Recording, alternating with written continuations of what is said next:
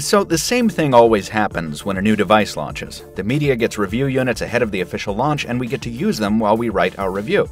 Then the press embargo lifts, every outlet posts their reviews and videos at the same time, writers and commenters go back and forth, and it's a huge frenzy of opinion and buzz for about a day, and then it all goes away. Sure, there's some follow-up coverage, but after that initial blast, almost no one revisits the device to see how well it's aged, because we're all on to the next big thing already. So let's do something about it. Let's take another gander at a smartphone that some might say hasn't even gotten off the ground yet. I'm Michael Fisher, this is the Samsung ATIV S, and this is episode 16 of Pocket Now's After the Buzz.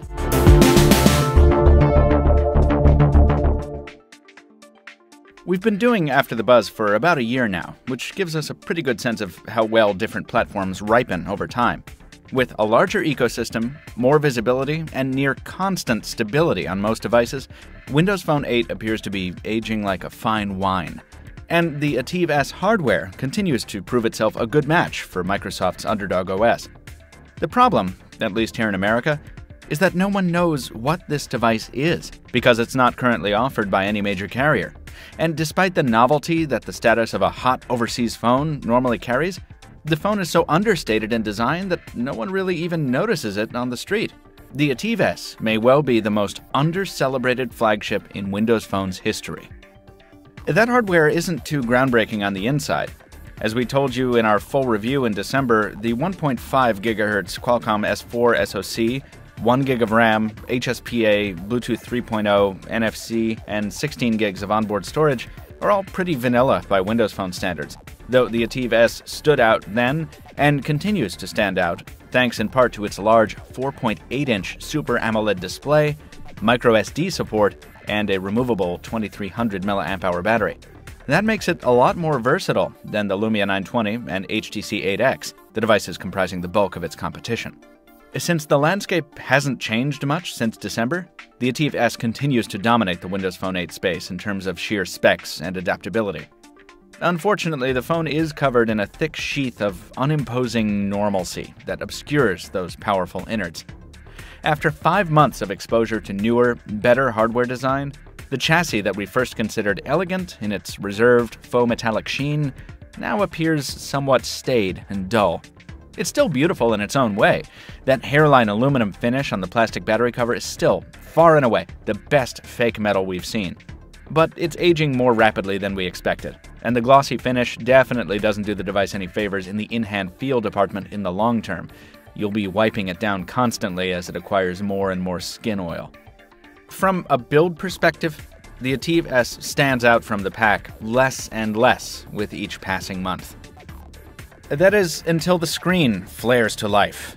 It may not pack the pixel density of today's 1080p Goliaths, but this panel continues to serve Windows Phone beautifully in all its super-saturated 720p glory. It's still the biggest screen out there for Windows Phone from a major manufacturer, and we think it still does the best job of bringing Microsoft's Metro UI to life. As for the OS itself, in Windows Phone's effectively skinless environment, the only thing differentiating devices is the custom app selection. Here, there's bad news and good news. The bad news is that Samsung's app repository in the Windows Store, the predictably titled Samsung Zone, is just as fallow as we left it in December, having added only 1 or 2 titles over the 5 months in between. That's a pretty weak showing, and perhaps it's reflective of the somewhat passionless relationship between Samsung and Microsoft, at least in terms of Windows Phone. The good news, though, is that in the time since our review, Nokia has released its excellent Here suite to all Windows Phone devices, including the ATIV S. That means Here Maps, Here Drive Beta, and Here Transit all run on the Samsung device, and they run quite well. That's not a development unique to the ATIV S, but it significantly improves the utility of all Windows Phone 8 devices, so it's a very important and welcome development. We just wish Samsung would start bringing its own improvements to the Windows Phone portfolio. One of the takeaways from our previous review was that if you like Windows Phone, you'll love running it on the ATIV S, and that continues to hold true today. Windows Phone works well together with Samsung's beefy hardware, and the fact that you can carry spare batteries and memory cards to enhance the device continues to set it apart. Our GTI 8750 version of the ATIV S doesn't pack LTE, but we're not going to dock points for that, as we're sure the American carrier version will, assuming it ever lands on US shores. Performance over HSPA Plus on AT&T was slower than our experience on T-Mobile's network, though we had coverage in more places and almost never fell back to edge, which was nice. Talking on the ATIV S is fine, though we were reminded of the unit's light and insubstantial build quality every time we spoke, as our voice resonated with something inside the unit, giving us a somewhat hollow sound in our own ear. Callers said we sounded fine, though, and noise cancellation appeared to work well. Given enough light and color to work with, the ATIV S camera, which is the same as the Galaxy S3s and Note 2s, continues to hold up well, even against modern competition like the HTC One, Lumia 920, and Galaxy S4. The lack of a 13-megapixel sensor isn't hurting it much.